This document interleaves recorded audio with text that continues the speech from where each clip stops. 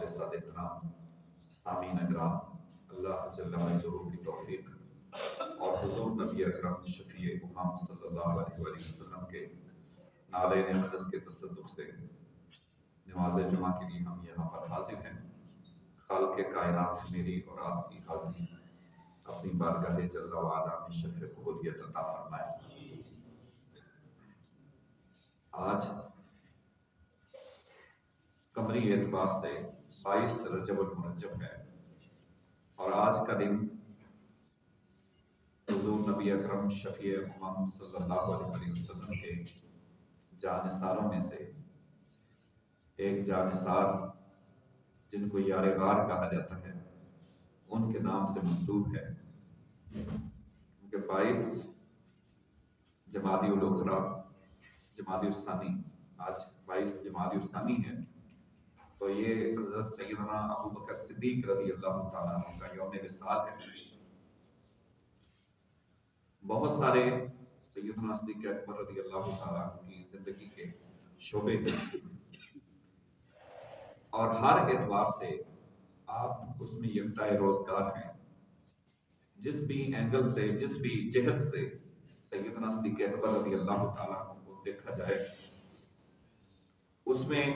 وہ بے مثال اور بے نظیر نظر آتے ہیں۔ آپ کے رضا اور تحقل کو دیکھا جائے، آپ کے صدق و صفا کو دیکھا جائے،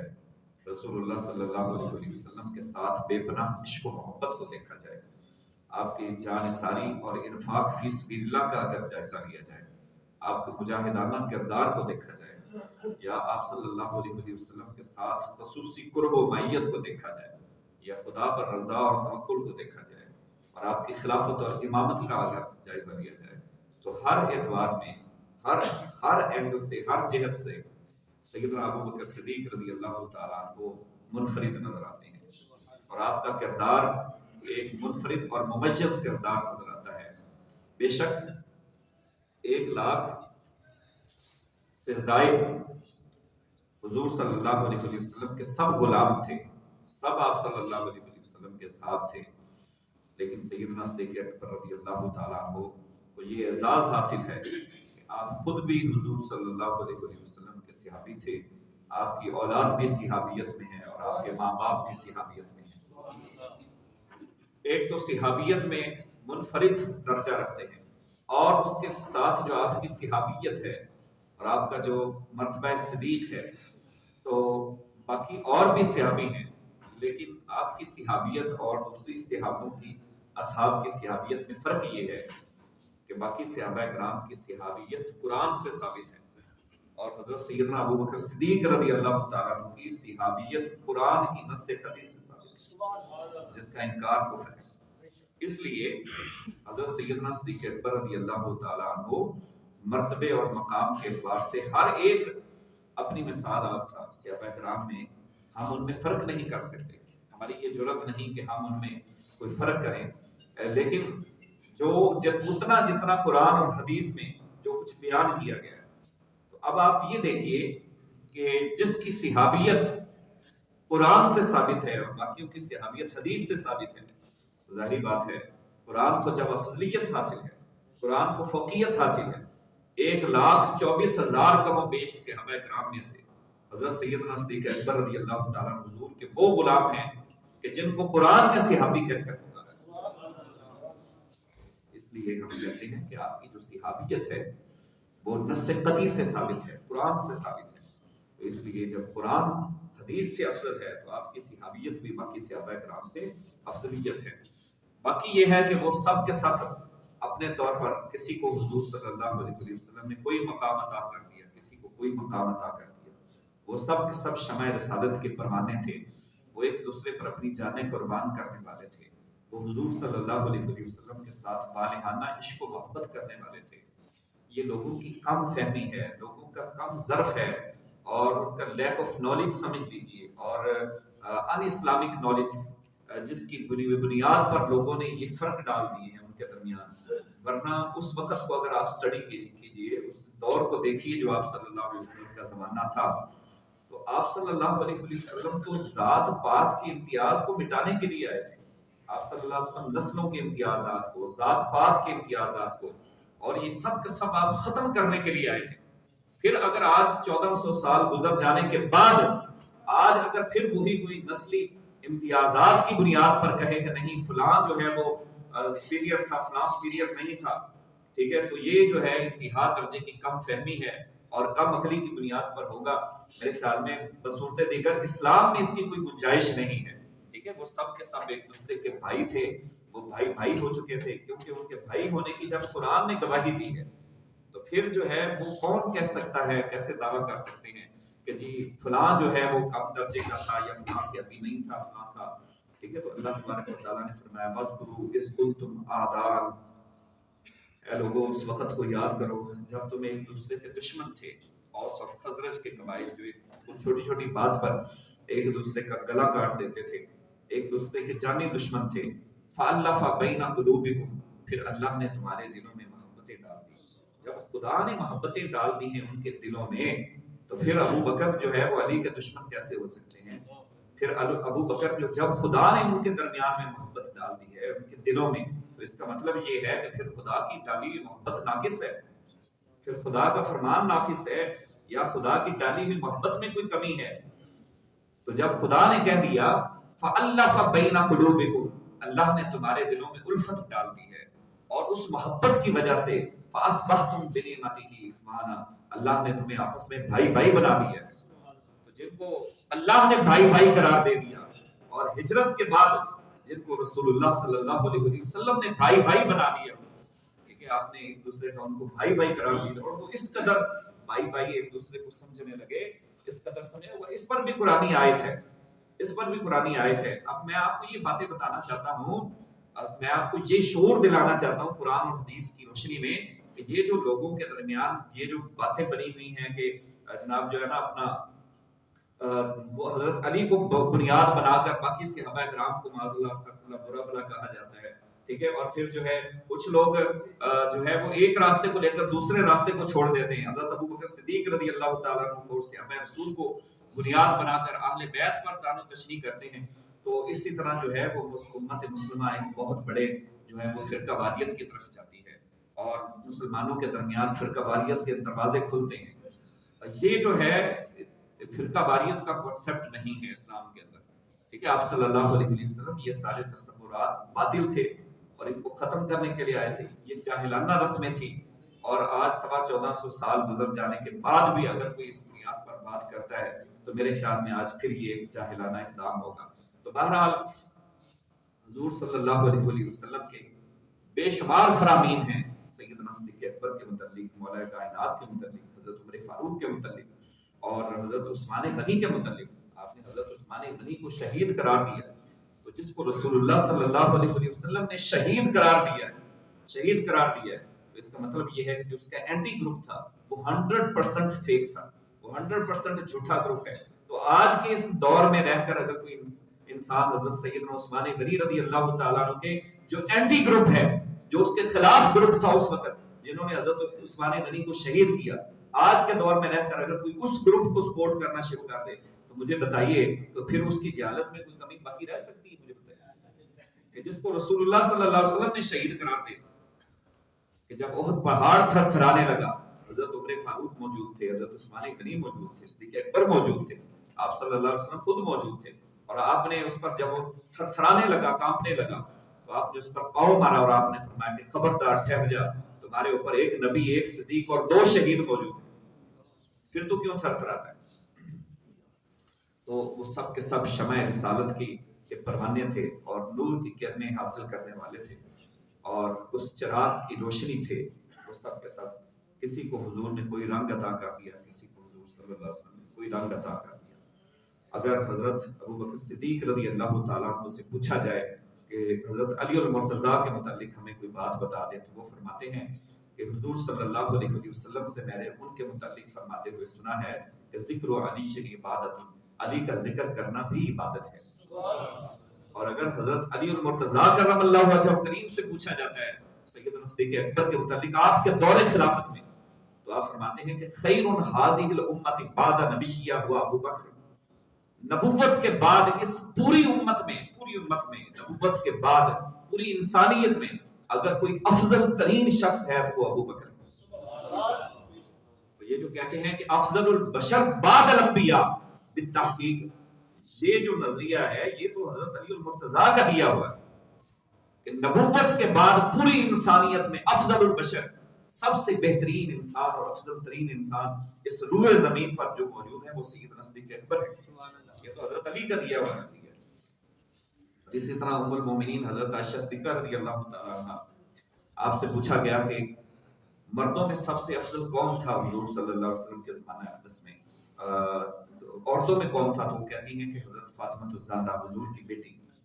حضور کے لخت جگر حضرت فاطمہ الزہرا۔ تو انہوں نے کہا کہ مردوں میں سب سے افضل کون تھا؟ تو آپ دیکھیے کہ انہوں نے اپنے باپ کا نام نہیں لیا، حالانکہ حضرت سیدنا صدیق اکبر رضی اللہ تعالیٰ کے مرتبے اور مقام سے کون واقف نہیں، لیکن انہوں نے کہا کہ مولا کائنات سیدنا علی المرتضیٰ ان کے شوہر مردوں میں سب سے افضل تھے۔ تو اسی طرح وہ ایک دوسرے کی خوبیاں بیان کرتے تھے اور یہ ایک دوسرے کی خامیاں بیان کرتے ہیں۔ تو اس لیے یہ دشمن کو موقع ملا، اس نے ایک بڑا ذریعہ ڈھونڈ لیا مسلمانوں کو آپس میں لڑانے کا، کہ بس یہ جب تک آپس میں لڑتے مرتے رہیں ان کو اسی کام میں لگا کے رکھو، اور ہم جو ہے وہ اور راستے پر چلتے ہیں، ہم ترقی کرتے ہیں، ہم آگے بڑھتے ہیں، ان کو ذرا اس میں مذہبی معاملات میں الجھا دو، ان کو صرف جو ہے وہ ملا کی دوڑ مسجد تک، مسجد اور محراب تک ان کو محدود کر کے رکھ دو۔ تو بہرحال یہ ساری تلخ باتیں ہیں، بتانے کا مقصد یہ ہے کہ ہمیں ان چیزوں سے اوائڈ کرنا ہے، ہمیں ان چیزوں سے بچنا ہے، اور ہمیں عملی زندگی کی طرف آنا ہے اور پریکٹیکل لائف کی طرف آنا ہے۔ وہ عملی زندگی کیا ہے؟ وہ دو تین باتیں میں سیدنا صدیق اکبر رضی اللہ تعالیٰ کی زندگی سے آپ کے سامنے پیش کرتا ہوں۔ ایک بات تو یہ ہے کہ سب سے زیادہ روئے زمین پر جس نے رسول اللہ صلی اللہ علیہ وسلم کی خدمت کی وہ حضرت سیدنا ابو بکر صدیق رضی اللہ تعالیٰ۔ اس لیے آپ صلی اللہ علیہ، یہ علامہ اقبال کہتے ہیں، علامہ اقبال نے ایک نظم لکھی سیدنا صدیق اکبر کی شان میں، تو اس نظم کے اندر وہ کہتے ہیں کہ اس زمین پر جس نے سب سے زیادہ حضور صلی اللہ علیہ وسلم کی خدمت کی ہے وہ آپ کے کمپینین حضرت ابو بکر صدیق رضی اللہ تعالیٰ، اور پھر اس پر وہ اشعار بھی کہتے ہیں، اور اس کے بعد حدیث پاک میں سنیے کہ آپ صلی اللہ علیہ وسلم نے کیا فرمایا۔ اب یہ آپ خود فرما رہے ہیں، آپ خود اعزاز دے رہے ہیں کہ ابو بکر کے ہر شخص کے مجھ پر جس کے احسان تھے میں نے اس کے احسان کا بدلہ دنیا میں چکا دیا، میں نے اس کے احسانات کا بدلہ اس دنیا میں چکا دیا، لیکن ابو بکر کے مجھ پر اتنے احسانات ہیں، اتنے احسانات ہیں کہ ان کا بدلہ قیامت کے دن میری طرف سے خود خدا چکائے گا۔ مطلب یہ ہے کہ آپ نے اتنا بڑا اعزاز بخشا سیدنا صدیق اکبر۔ اب ایک تو یہ ہے کہ انہوں نے دین کی خدمت اتنی کی، اتنا حضور صلی اللہ علیہ وسلم سے پیار کیا اور بے پناہ عشق و محبت، تو یہ ہماری زندگی میں ہونی چاہیے کہ ہماری محبتوں کا مرکز یہ دنیا نہیں ہونی چاہیے، یہ دولت نہیں ہونی چاہیے۔ لوگ دولت سے بھی محبت کرتے ہیں، دولت سے محبت کرتے ہیں تبھی تو دولت کے لیے لڑتے ہیں، بھائی بھائی کا گلا کاٹ رہا ہے۔ یہ پچھلے دنوں میں نے ایک نیوز سنی، ایک بیٹے نے جو ہے وہ باپ کو قتل کر دیا جاگیر کے معاملے میں، ملتان کے اندر جاگیر کا مسئلہ تھا کوئی جائیداد کا، تو وہ دو بھائیوں کا آپس میں جھگڑا تھا، وہ کہتا ہے مجھے ملے، وہ کہتا ہے مجھے زیادہ ملے۔ تو اب دولت کی محبت تو ہے نا،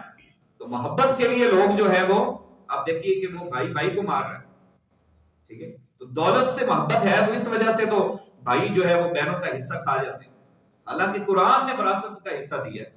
قرآن نے وراثت کا حصہ دیا۔ ہم کہتے ہیں ہم جدید دور سے گزر رہے ہیں، جی پڑھا لکھا دور ہے، یہ خاک پڑھا لکھا کیا تعلیم، کیا تعلیم صرف وہی ہے جو رسول اللہ صلی اللہ علیہ وسلم لے کر آئے، بس اس سے اس دائرے سے باہر جو بھی ہے وہ تعلیم نہیں، وہ جہالت ہے۔ چاہے جتنی مرضی ڈگری حاصل کر لیں، پڑھ لیں، جب آپ نے عمل نہیں کرنا، جب آپ نے اس راستے پر نہیں چلنا تو اس کو علم نہیں کہا جا سکتا، اس کو جہالت کہا جا سکتا۔ پڑھنے لکھنے کی اگر بات ہے تو وہ ابو جہل جو ہے اس نے ساری کتب سماویہ پڑھی ہوئی تھی، وہ ساری کتابوں کا بہت، اس کو ابو الحکم کہتے تھے، عقل کا باپ، اور بڑا ایکسپرٹ تھا، بڑا نالج تھا اس کے پاس، اور کافر اس کو ابو الحکم کہتے تھے، اور اس کا بڑا جو ہے وہاں پر بدماشی تھی، ٹھیک ٹھاک اس کا اثر رسوخ تھا، اس زمانے کے جدید علوم سے وہ واقف تھا، لیکن اللہ کے نبی کو اگر نہیں پہچان سکا، اس تعلیم کو نہیں پہچان سکا، تو اس وجہ سے آپ صلی اللہ علیہ وسلم نے فرمایا کہ ابو الحکم نہیں بلکہ ابو الجہل ہے۔ تو یہ سب کچھ پڑھنے کے باوجود، سمجھنے کے باوجود، قرآن آنے کے باوجود، اور قرآن ہاتھ میں ہونے کے باوجود، اور گھر میں ہونے کے باوجود، پھر اگر ہم اس پر عمل نہیں کرتے، پھر یہ کیا مسلمانی کس چیز کی ہے اور کس چیز کے ہم مسلمان ہیں؟ اور بیٹیوں کے حصے ہڑپ کر کے کھا جاتے ہیں وراثت کے. جی بس انہوں نے معاف کر دیا ہے. وہ بیچاری شرم کے مارے کچھ کہتی ہیں اچھا ٹھیک ہے جی ہمارے بھائی ہیں تو یہ ہماری خدمت کرتے ہیں,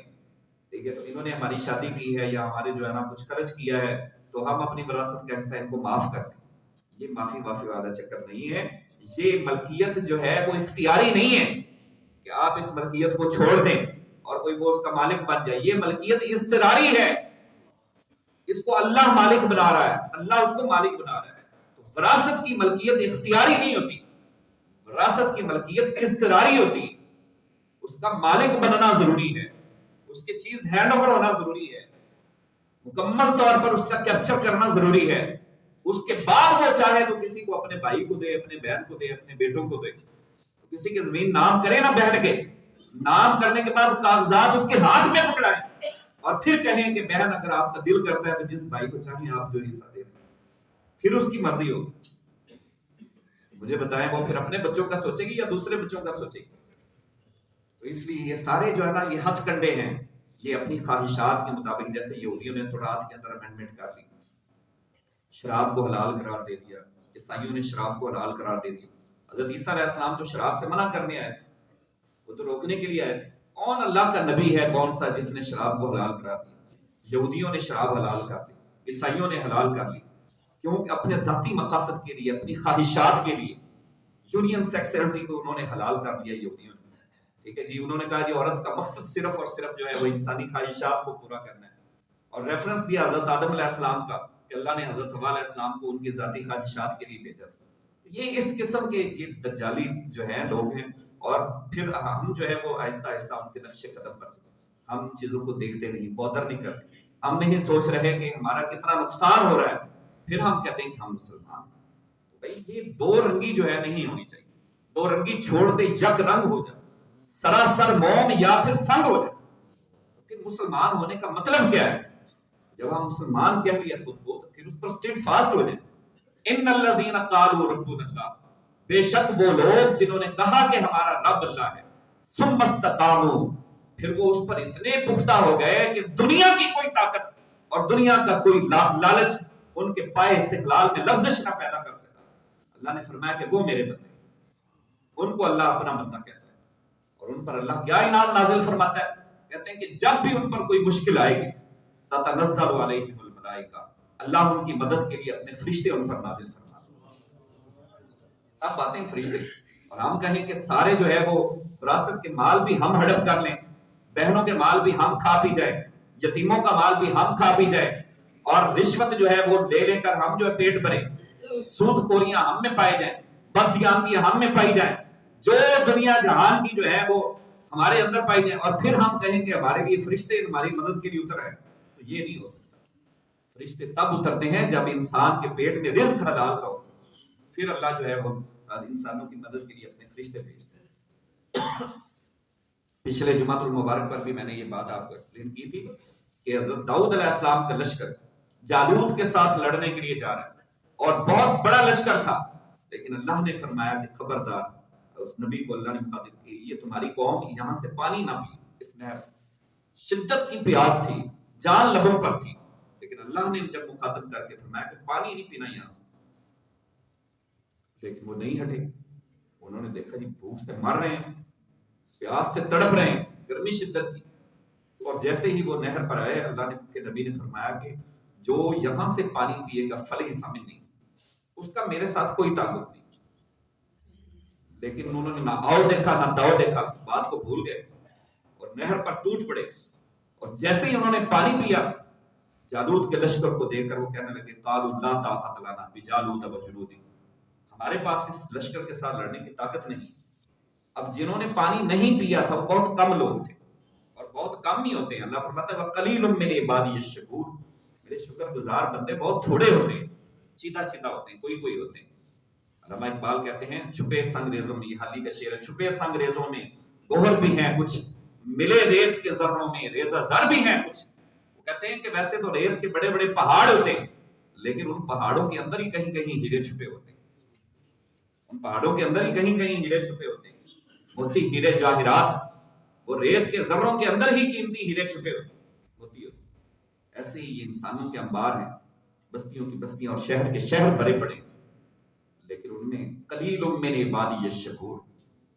چند چند لوگ کوئی ہوتے ہیں، خال خال لوگ ہوتے ہیں جو اللہ کا شکر گزار ہوتے ہیں، جن کو اللہ توفیق دے دیتا ہے، جن کو اللہ تبارک و تعالیٰ توفیق دیتا ہے۔ یہ توفیق بھی خدا کی طرف سے ہوتی ہے۔ اور علامہ اقبال نے کہا اسی بات کو، عبد دیگر عبدہ چیزیں دیگر، بندہ تو ہر کوئی ہوتا ہے، بندہ ہونا مشکل کام نہیں ہے، بندہ تو ہر کوئی ہے، عبدہ چیزیں دیگر، اس کا بندہ ہونا یہ بہت بڑی بات ہے۔ بندہ ہونا یہ اور بات ہے، اس کا بندہ ہو جانا یہ اور بات ہے۔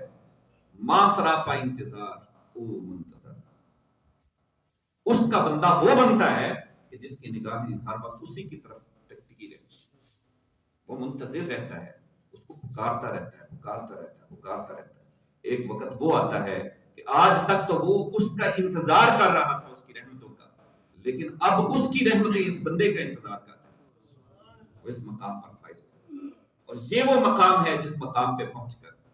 خودی کو کر بلند اتنا کہ ہر تقدیر سے پہلے خدا بندے سے خود پوچھے بتا تیری رضا کیا ہے۔ پھر خدا بندے سے پوچھتا ہے کہ بندے بتا تو کیا چاہتا ہے، جیسے تو چاہے گا ویسے میں کروں۔ پھر اس کے جو ہے جو اس کی زبان پر آتا ہے تو مولانا روم کہتے ہیں گفت اللہ بوت گرچہ از حلقوں میں بندہ بوت، پھر وہ زبان سے بولتا ہے تو زبان اس کی ہوتی ہے لیکن اس کے اندر آواز خدا کی ہوتی ہے، اس کے اندر آواز خدا کی ہوتی ہے، اس کی زبان سے خدا بولتا ہوا نظر آتا ہے۔ ابو مسلم خولانی رحمۃ اللہ تعالی سیدنا صدیق اکبر رضی اللہ تعالیٰ عنہ کا دور یہ بات ہے۔ پھر جو ہے یہ کرامتیں، لوگ کہتے ہیں کہ آج کیوں نہیں کرامتیں صادر ہوتی، آج کیوں نہیں برکتیں اور کیوں نہیں وہ اس طرح کے جو ہے وہ ان ایکسپیکٹڈ کام ہوتے ہیں۔ اس کی وجہ یہ ہے کہ آج ہمارے اندر کتنا عشق ہے، کتنی محبت ہے، ہم اس محبت کی کس سٹیج تک پہنچے ہیں اور کتنا ہم نے اس کو پرسو کیا ہے، کتنا ہم نے اس پر عمل کیا ہے۔ تو یہ ہمیں پتا ہے، ہر بندے کو پتا ہے کہ میں کتنے پانی میں، میرے پاس کتنے اعمال ہیں، کتنی کوشش ہے، کتنی میں نے اپنی آخرت کی تیاری کر رکھی ہے، کتنی میں نے اپنی تربیت کی ہے، کتنے اپنے بچوں کی تربیت کی ہے، کتنی اپنی اہل و عیال کی تربیت کی، یہ ہر بندے کو خود پتا ہے۔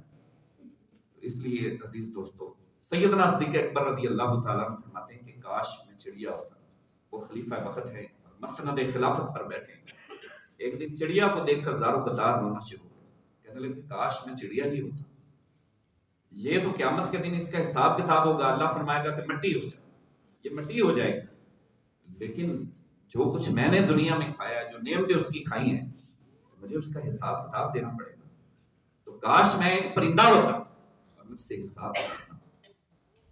سیدنا صدیق اکبر تو یہ خواہش کر رہے ہیں۔ اور جب آپ کا آخری وقت تھا، ام المومنین حضرت عائشہ صدیقہ رضی اللہ تعالیٰ عنہ فرماتی ہیں کہ آپ کے آخری وصال کا جب وقت تھا تو آپ کے جسم پر ایک چادر تھی اور وہ چادر پرانی چادر تھی، آپ نے فرمایا کہ ایک چادر یہ لے لو، 2 چادریں نہیں خرید رہے، اور ان 3 چادروں میں مجھے کفن ہے۔ تو ام المومنین حضرت عائشہ صدیقہ رضی اللہ تعالیٰ عنہ کی آنکھوں میں آنسو آ گئے اور عرض کرنے لگی کہ ابا جان کیا ہم اس بات سے ہی قاصر ہیں کہ ہم آپ کو پورا کفن نہ دے سکیں، 3 کپڑے تو ہم آپ کو نئے لے کر دیں گے نا۔ تو سیدنا صدیق اکبر رضی اللہ تعالیٰ عنہ فرمایا کہ بیٹی جس مقام پہ میں جا رہا ہوں، جس جگہ پہ، اصل بات یہ ہے کہ وہاں پر کپڑے اور جوتے نہیں پوچھے جاتے، وہاں پر انسان کے اعمال پوچھے جاتے۔ بتاؤ تم دنیا میں کیا کر کے آئے؟ یہ ہے جناب مسند خلافت پر بیٹھے اور آخری وقت ہے اور کہیں کہ 2 کپڑے اور ایک جو ہے یہ پرانی چادر لے لو، ان 3 کپڑوں میں مجھے کفن دے دو، اور یہاں پہ جناب پورے ملک کو لوٹ کے کھا جائیں اور اربوں روپے لے کر جو ہے یہاں سے بھاگ جائیں اور دوسرے ملکوں میں جا کر، مجھے بتائیں کہ اس سے بڑی جو ہے وہ اور کیا ہو سکتی۔ پھر ہم ساتھ یہ بھی کہیں کہ ہم مسلمان ہیں، بات یہ کہ یہ مسلمان نہیں، یہ دوغلا پالیسی ہے، یہ غداری ہے، دھوکہ ہے، دین کے ساتھ دھوکہ ہے، یہ سب فراڈ ہے، سب فراڈ ہے۔ مسلمان کے نام پر جو ہے نا وہ دھوکہ ہے، یہ اصل میں یزیدیت ہے۔ یزیدیت اور کیا ہے؟ مجھے ڈیفائن کیجیے، آپ ایکسپلین کیجیے کہ یزیدیت کیا ہے۔ یزید یہی تو کام کرتا تھا، نام اسلام کا لیتا تھا اور کام اسلام کے خلاف کرتا تھا، نام اسلام کو یوز اسلام کو کرتا تھا لیکن اس کے اگینسٹ چلتا تھا، یہ ہے اصل یزیدیت۔ اگر کوئی کھلا اسلام کا انکار کر دے کہ میں مانتا ہی نہیں اسلام کو، یہ تو یزیدی، یہ تو ہے ہی نہیں، یہ تو کفر ہے، یہ وہ لہبیت ہے۔ اس لیے دوستو سیدنا صدیق اکبر رضی اللہ تعالیٰ کا کردار یہ ہے کہ ایک تو بالغانہ عشق و محبت رسول اللہ صلی اللہ علیہ وسلم کے ساتھ، پھر اس کو اپنی عملی زندگی میں اس کو نافذ کرنا، اور پھر رسول اللہ صلی اللہ علیہ وسلم کا دفاع کرنا۔ اللہ تعالیٰ ہمیں عمل کی توفیق عطا فرمائے، نقش قدم پر چلنے کی